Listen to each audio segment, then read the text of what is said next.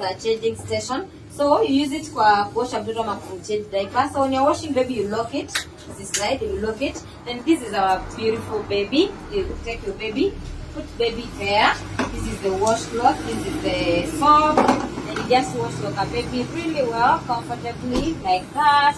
And when you're done washing your baby, the towel is here. Pick the towel, cover your baby like that. Then utarudisha hii. This is now the changing station. Utarudisha hivyo. Then this is the Macintosh. It's waterproof. So unaekelea tu hapo. Then you have your baby there. You can now use this mafuta. You can also change baby's diaper. Yeah, and then you can unlock if you want to move it. Just unlock. Thank you.